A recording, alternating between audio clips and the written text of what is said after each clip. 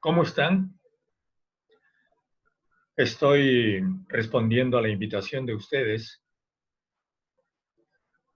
para hacer una exposición sobre algún tema. Yo he elegido un tema de actualidad que ya ustedes imaginarán cuál es. El COVID-19, llamado también coronavirus. Es un tema de actualidad sobre el cual quisiera hacer una exposición que tenga primero una explicación de qué se trata, luego antecedentes en el Perú, la situación actual, algunas reflexiones y finalmente qué es lo que podemos hacer. Empecemos. Es una pandemia. El denominado COVID-19 es una pandemia. Seguramente ustedes saben. COVID-19 significa que hay otros COVID. Este es 19, es porque fue registrado el 2019. Ha habido otros coronavirus, por supuesto, y ha habido muchos otros virus. Y aquí quiero hacer la primera reflexión. Durante las últimas épocas en que el mundo, no necesariamente el Perú, porque en el Perú la situación ha sido bastante distinta, pero en el mundo ha habido una sensación de prosperidad, de alto consumo. Por supuesto, eso también nos ha llegado a nosotros. Tenemos celulares, yo les estoy hablando desde una laptop.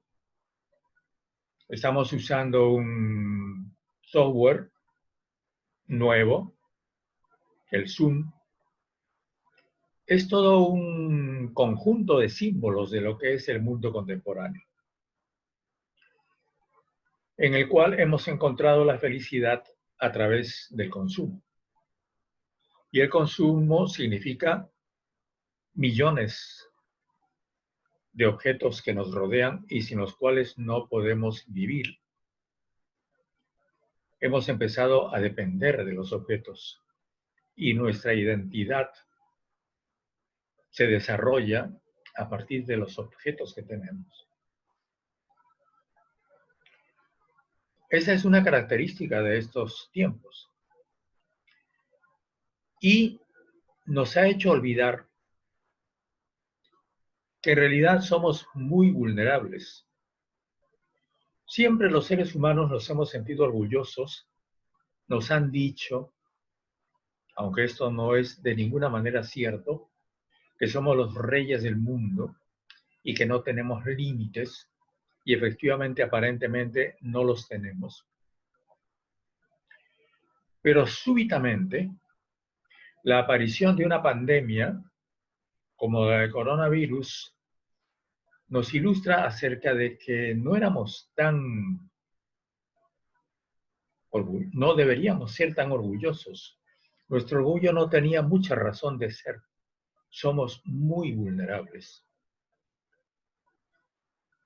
Y claro, estamos en el siglo XXI, pero podríamos remontarnos al siglo I de la era cristiana, o antes, a unos 4000 años antes de la era cristiana, y vamos a encontrar las grandes plagas.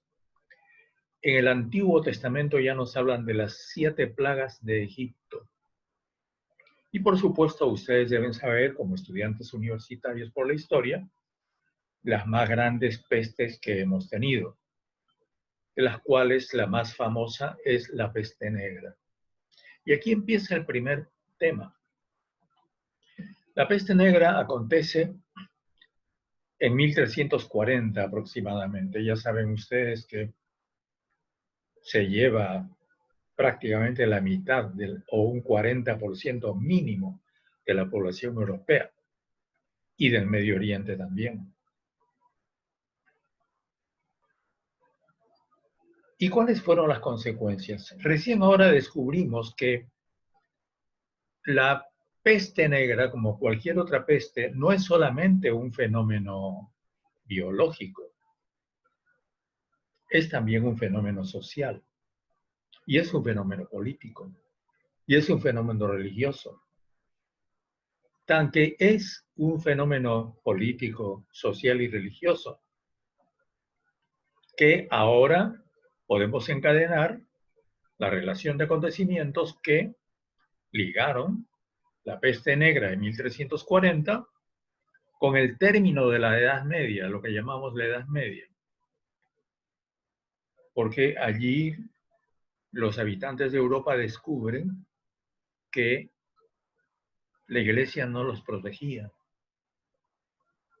Cuando los confesores se negaban a dar la extrema unción a los moribundos solamente por pánico.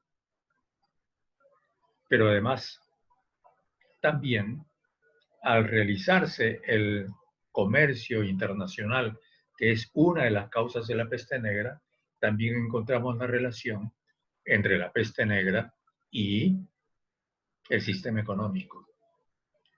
Y además, como consecuencia de la peste negra, también encontramos, curiosamente y paradójicamente, no el amenguamiento o la disminución del comercio que daría lugar al capitalismo, sino al contrario, el comercio continúa realizándose y vamos a encontrar primero el capitalismo comercial y después el capitalismo industrial y después, mucho después, la revolución industrial. Entonces, hay un encadenamiento, hay una relación entre un fenómeno biológico y un fenómeno social e histórico. Otra reflexión. Si uno quiere entender el mundo hoy día, tiene que relacionar las disciplinas. No podemos ser presos de una disciplina, ni de la infectología, ni de la inmunología, ni de la biología, ni de la fisiología, ni de la sociología, ni de la historia. Tenemos que entender el mundo a partir de varias aproximaciones. Entonces, primero, no somos invulnerables, somos seres absolutamente vulnerables. Segundo, para entendernos y para entender el mundo que nos rodea, tenemos que acudir a varias aproximaciones disciplinarias desde el punto de vista académico. Y pues, viendo las cosas así, ¿qué pasa con el Perú? Estamos frente a una pandemia. Y si los países desarrollados han descubierto que están prácticamente indefensos frente a un desafío terrible como este, vean ustedes lo que está pasando en Nueva York, lo que está pasando en Miami, en California. ¿Cómo sucederá esto con un país subdesarrollado como el Perú? Es evidente que si el ser humano es vulnerable, es mucho más vulnerable si tiene las carencias que, por ejemplo, tiene la población del Perú. ¿Y por qué la población del Perú tiene estas carencias? ¿Y por qué el COVID-19 nos agarra de sorpresa? Y entonces aquí tenemos que recurrir a la historia peruana. No solamente a la historia peruana, sino a la historia social peruana. Ya sabemos que la historia peruana nos enseña que hemos descuidado muchas cosas. Hemos descuidado la educación escolarizada, con todos los defectos y las críticas que le podemos hacer, llegó tarde y llegó de manera insuficiente al Perú y aún hasta ahora está en esa situación. Y luego, pues, lo que tenemos es que también eso ha sucedido con la salud. Y aquí yo voy a empezar a hacer una serie de preguntas, de inquisiciones, casi de imprecaciones, de interpelaciones. ¿Cómo es posible que aproximándonos a los 200 años de vida republicana no tengamos agua en todas las poblaciones del Perú? ¿Cómo es posible que nuestra población padezca anemia? ¿Cómo es posible que nuestras ciudades, casi en su totalidad, las ricas y las pobres, las megaciudades y los pueblecitos, sean no otra cosa que amontonamiento de basuras? De la educación no quiero hablar, porque voy a repetir cosas que ustedes saben. ¿Y por qué es eso? Porque no hubo inversión. ¿Y por qué no hubo inversión pública en el interior del país y en saneamiento, en los barrios? ¿Por qué? Porque hay una parte del país que abandonó a la otra parte.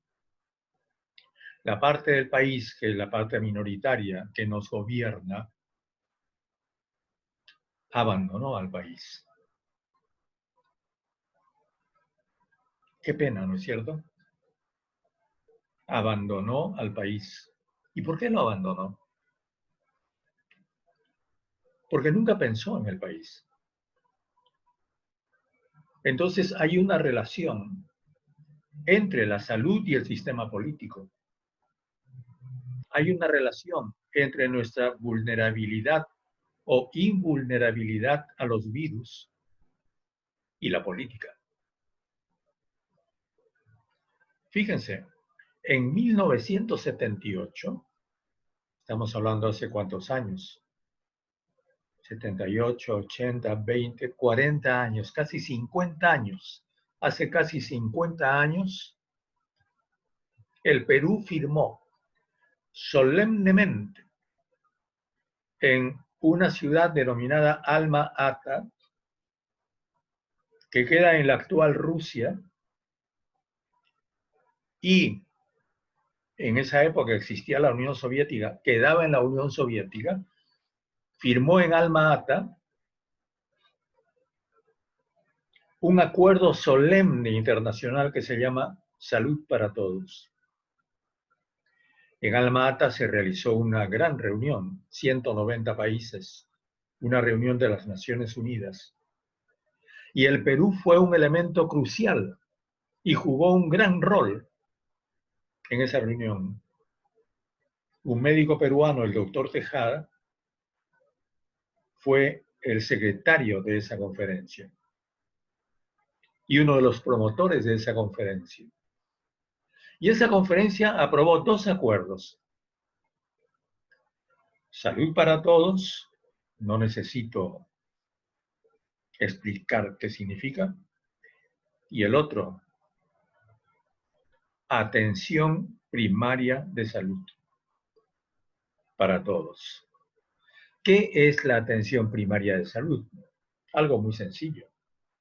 Cada país, cada gobierno de los 170, 180, no sé cuántos eran los miembros, los países miembros de las Naciones Unidas en ese año de 1978, cada uno de ellos se comprometió a poner en cada pueblo, en cada barrio, un centro médico, un centro de salud. Eso es atención primaria de salud. Eso no cuesta mucho. No necesitas grandes laboratorios, grandes aparatos. Obviamente necesitas médicos. Y para eso tienes que preparar médicos. Y necesitas hacer inversión en el interior del país para que los médicos puedan vivir ahí. Y necesitas pagarles para que vayan. Pero todo eso se puede hacer. Todo eso se ha podido hacer en 50 años. Si hoy día tuviéramos un centro de salud en cada barrio, en cada manzana, como tienen algunos países del mundo, que no son, por supuesto, el Perú. Si tuviéramos un centro de salud en cada barrio, en cada pueblito del Perú, nos habríamos reído del coronavirus. En cambio ahora, todos se apelotonan y van desesperadamente a los hospitales de salud o del MINSA, del Ministerio de Salud Pública, van desesperadamente desde el pobre enfermo, la pobre paciente que ya no puede respirar, hasta el que sospecha que tiene coronavirus y quiere que le tomen una prueba. No hay ningún elemento de orden. No hay clasificación de los pacientes. No hay rapidez en el sistema.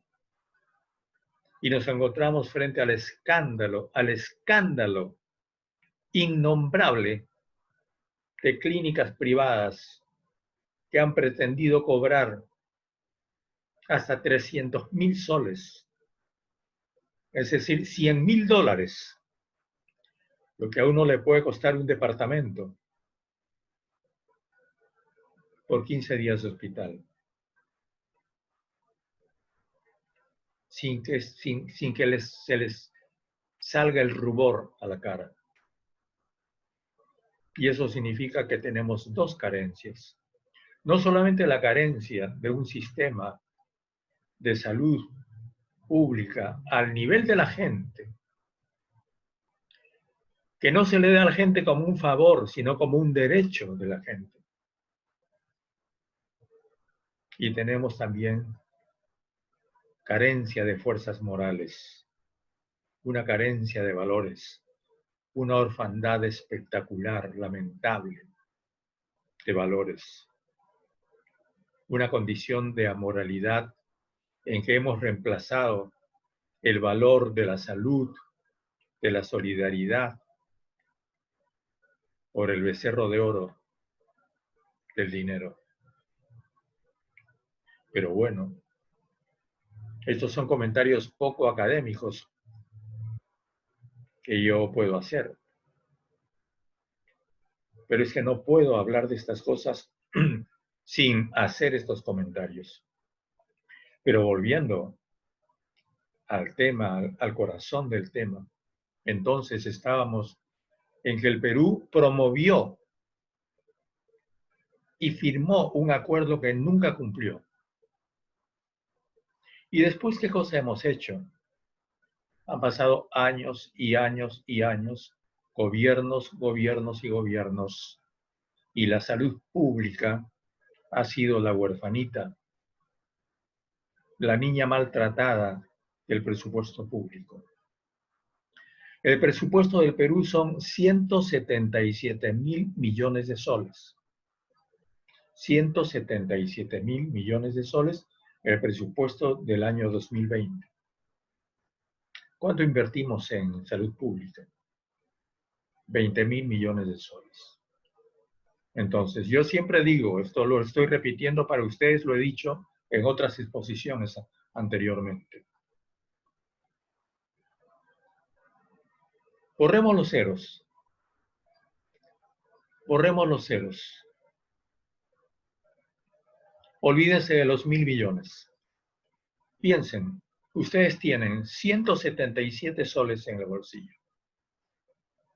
Y, como el Perú, ustedes tienen diabetes, están malnutridos, están anémicos, son desnutridos crónicos.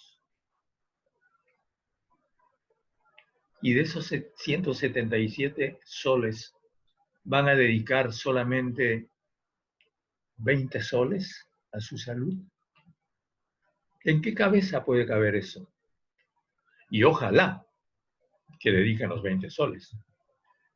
Porque cuando uno va a averiguar el presupuesto de la República Peruana y cuando uno ve el presupuesto, no del 2020, que es el que se está iniciando recién, como se llama el presupuesto inicial de apertura,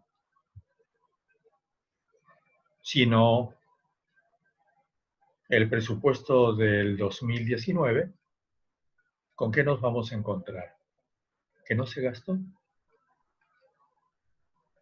El 40% del presupuesto del MINSA, MINSA es el Ministerio de Salud, no se gastó en el Perú.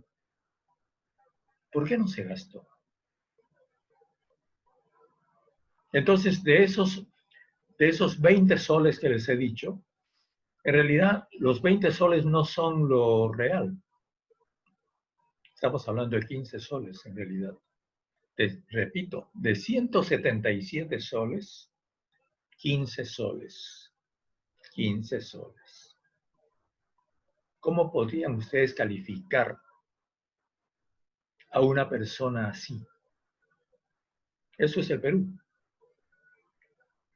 Perdón, corrijo. Eso no es el Perú. Esos son los gobernantes del Perú. Pero no quiero excederme yo de exceptuarme de responsabilidad, porque creo que nosotros tenemos la responsabilidad de elegir a esa gente. Y encima de eso, ¿qué ha pasado? Tenemos en el Perú salud, lo que se llama el seguro social. Tenemos el seguro integral de salud del SIS. Tenemos los hospitales de las Fuerzas Armadas y Policiales, que les llaman las sanidades. Tenemos las cosas médicas de las municipalidades. Tenemos las clínicas privadas. Y uno diría, qué bien, pero qué bien, ¿de qué se quejan? Es un país que tiene todas las posibilidades. Lo que pasa es que esa frondosidad llega solamente a una parte de la población. Y por lo menos hay una tercera parte a la que no le llega, por muchas razones, o por lejanía, o por carestía, o por ineficiencia. Vayan ustedes a pedir una, yo soy asegurado. ¿Ustedes creen que yo me puedo atrever a ir a pedir una cita médica al seguro social que me corresponde y al cual pago una buena cantidad mensual? No lo hago, porque tengo que esperar meses. Entonces, esa aparente frondosidad lo que esconde es un desorden fenomenal. Porque ni siquiera a ese sector pequeño, que no es toda la población, se le ha gestionado de una manera organizada. Y encontramos, además de ineficiencia, caos. Y hay que agregar otro elemento más, el de la corrupción, que es lo más desagradable de este asunto. Porque no solamente uno encuentra el egoísmo, la usura y prácticamente la criminalidad de las clínicas privadas, de muchas clínicas privadas. Hay también algunas que han tenido otro tipo de comportamiento. Sino que uno encuentra la corrupción en el sector público. Pero yo no quiero avanzar esto sin mencionar también el heroísmo y la calidad moral y la enorme dignidad de los trabajadores y trabajadoras de la salud, de las enfermeras, de los médicos que son leales a su profesión, de los soldados que han estado saliendo a la calle a contagiarse, de los policías que han tenido que cuidar el orden obligadamente enviados por sus superiores. En fin, de toda la gente que ha estado manteniendo y mantiene el funcionamiento de nuestro país, arriesgando sus vidas. Entonces, así como lamentamos, señalamos y repudiamos el desorden, el caos, la corrupción, la ineficiencia de lo que sabemos, también tenemos que señalar y elogiar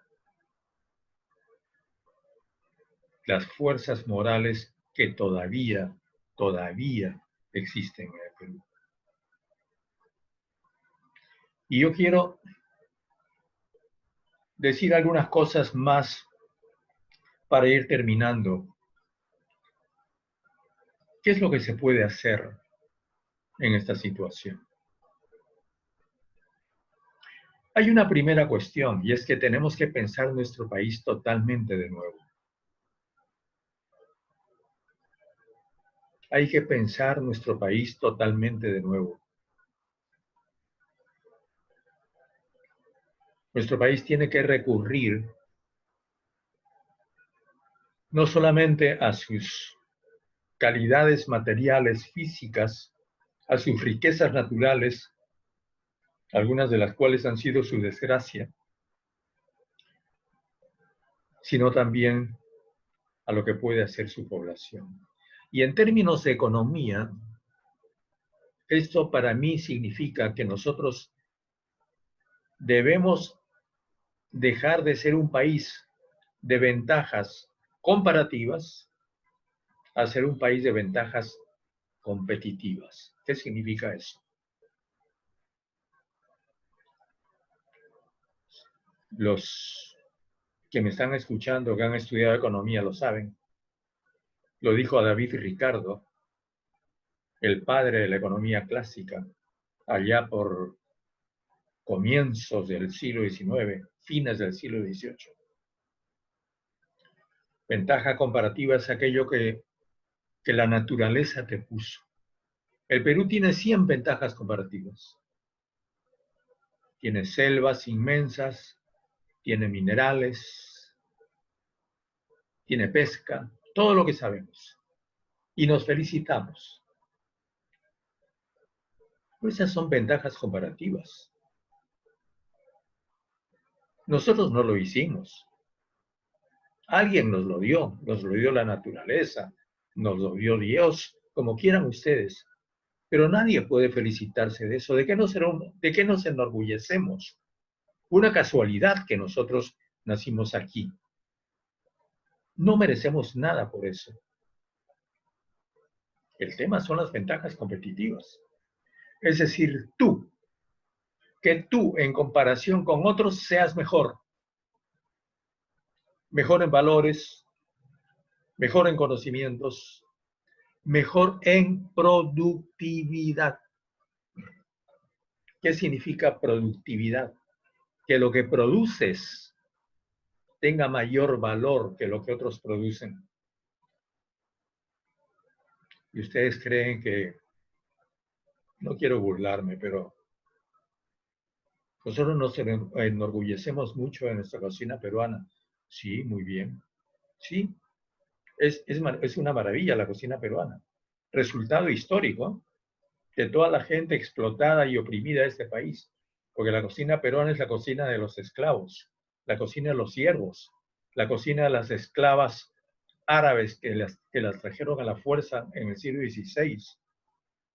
Eso es la cocina peruana, la cocina del pueblo. Bueno, pero aparte de eso, ¿qué es lo que necesitamos hoy día en el Perú? ¿Qué fue lo que hizo poderoso a los Estados Unidos? Si usted quería un auto, tenía que comprárselo a ellos. Ellos lo inventaron. Inventaron la fabricación en serie de los autos. Si usted quería tomar un teléfono y comunicarse a muchos kilómetros de distancia con otras personas, tenía que pedírselo a ellos. Estados Unidos, y yo, por si acaso yo soy absolutamente crítico y contrario a la política internacional de los Estados Unidos, pero eso no me ciega. No voy a desconocer que Estados Unidos es en gran parte el resultado de lo que su élite inteligente trabajó durante el siglo XIX y ha continuado trabajando hasta hoy día. ¿Y por qué nosotros no hacemos eso? ¿Por qué no somos capaces de inventar, de investigar? ¿Por qué tenemos un pobre CONCITEC que es como nuestra salud pública? Una huérfana, cuando otros países tienen un poderoso Consejo Nacional de Investigación. Y cuando el Consejo Nacional de Investigación es uno de los organismos más importantes del país. Nosotros no lo tenemos. Y entonces tenemos que resignarnos a usar lo que otros fabrican, lo que otros inventan, y a darles lo que la naturaleza nos dio. Así no vamos a llegar a ninguna parte. Entonces, en primer lugar, tenemos que ser nosotros. Tenemos que aprender a que lo más valioso que tenemos no es el oro, no son esas pobres montañas que las están llenando de huecos, sino que lo más valioso que nosotros debemos tener es nuestra gente, que tiene que estar bien preparada, bien formada, porque mientras ellos estén bien formados no habrá pobreza en el Perú, jamás. De eso depende. Aquí se dicen muchos mitos. Se nos dice que el Perú crece. El Perú crece. Crecen las fortunas de algunos. Pero esas fortunas no son el Perú. Se nos dice que tenemos que, y ahora por ejemplo se está discutiendo que tenemos que reactivar la economía. ¿Qué economía vamos a reactivar? ¿La de siempre? ¿Vamos a seguir contaminando nuestras aguas? ¿Vamos a seguir atropellando a la gente? ¿O vamos a replantear otro tipo de economía? ¿Por qué? Insisto en algunas de mis ideas finales en esta exposición. Tenemos que vivir de otra manera.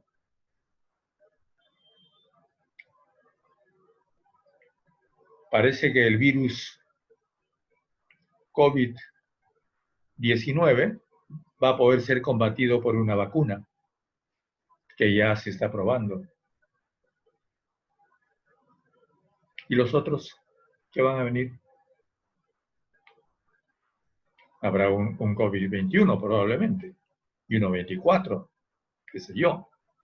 Probablemente el siglo XXI sea el siglo de los virus. Porque ya no tengo tiempo de explicar por qué, porque las circunstancias en que se ha ido formando el sistema económico del mundo lo han motivado. Y mientras el mundo no cambie, tendremos esas consecuencias. Entonces, como el mundo no va a cambiar radicalmente, a no ser que haya una gran catástrofe, vamos a tener que seguir enfrentando esos desafíos. Entonces, es bueno que vayamos pensando en vivir de otra manera. Y en vivir de otra manera está lo primero que yo les decía. Pararnos sobre nuestros pies, formar a nuestra gente, hacer investigación y hacer un matrimonio entre lo que podemos hacer en invención, en técnica, que podemos traer de afuera, pero que también tenemos que crear nosotros, y lo que tenemos para tener el primer piso de lo que debe ser nuestro país, que es la infraestructura en caminos, en agricultura, en alimentación. Tenemos que aprender a apreciar lo que nosotros producimos y a vivir de lo que producimos. Eso no significa que tengamos un país cerrado, no estoy hablando de eso. Estoy hablando de que nuestra raíz la tenemos que tener bien plantada. No podemos ser un árbol de cabeza que tiene la copa abajo y la raíz arriba. Tenemos que tener una economía sólidamente afincada sobre nuestra pesca, sobre nuestra agricultura y una población que sea capaz de manejarla y cuya producción pueda ser apreciada por nuestra misma población.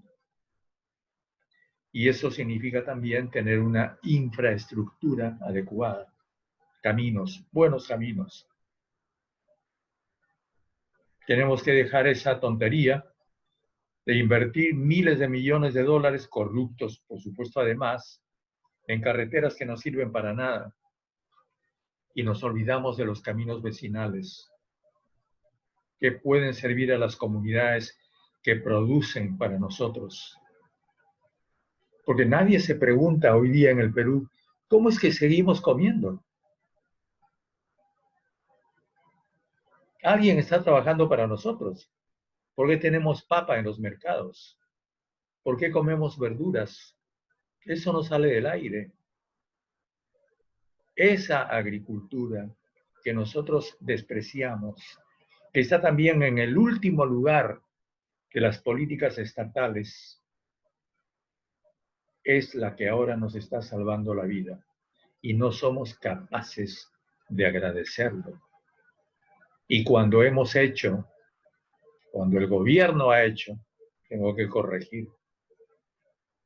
Cuando el gobierno se le ha ocurrido reactivar la producción y ha hecho Reactiva Perú, ya nosotros sabemos que ese Reactiva Perú no es Reactiva Perú, es Reactiva Bancos, Reactiva Monopolios, pero ha sido reactivar la agricultura. ¿Qué le han dado a la agricultura, por ejemplo? La misma gente que está comiendo esas papas que son productos de esa agricultura. Entonces, creo en esta exposición más o menos desordenada, una vez más, tenemos que repensar nuestro país. Tenemos que dejar de ser un país de ventajas comparativas para ser un país de ventajas competitivas.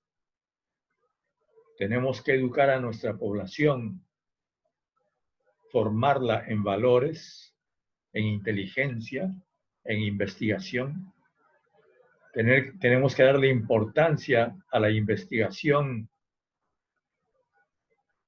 y a la invención. Tenemos que aprender a vivir de lo que nosotros producimos, pero no como productores, sino como productivos. Una cosa es el productor y otra cosa es el productivo. El productor es el que produce cualquier cosa. El productivo es el que produce con productividad. Lo que él hace tiene valor. Yo reconozco que quizá lo que estoy diciendo, y antes que me olvide, tenemos que dejar de darle a educación el 18% de nuestro presupuesto y a salud pública, me parece que el 10%. Tenemos que rehacer totalmente el presupuesto de la República para que haya dinero para educación y para salud y para que podamos formar desde la misma base esos nuevos peruanos y peruanas fuertes e inteligentes y armados de valores que nosotros queremos. Quizá lo que haya dicho en esta exposición sea demasiado general, pero si ustedes quieren puedo precisarlo en próximas exposiciones, porque creo que ya estamos a las alturas de saber qué es exactamente lo que tenemos que hacer. Pero definitivamente, de ninguna manera tenemos que aceptar que nos fuercen a que el país después de la pandemia sea igual al país anterior a la pandemia. El Perú, posterior a la pandemia, si es que logramos vencerla, debe ser cualitativamente distinto al país anterior a la pandemia. Si el país anterior a la pandemia era un país injusto socialmente, el país posterior a la pandemia debe ser un país con justicia social. Si el Perú anterior a la pandemia era un país con ventajas solamente comparativas, el Perú posterior a la pandemia debería ser un país con ventajas competitivas. Si el Perú anterior a la pandemia era un país ineficiente, desorganizado, caótico y corrupto, el país posterior a la pandemia debe ser un país organizado sobre la base de la justicia, un país limpio, ordenado y dedicado a lograr el progreso, la abundancia espiritual y material y la justicia para todos. Muchas gracias.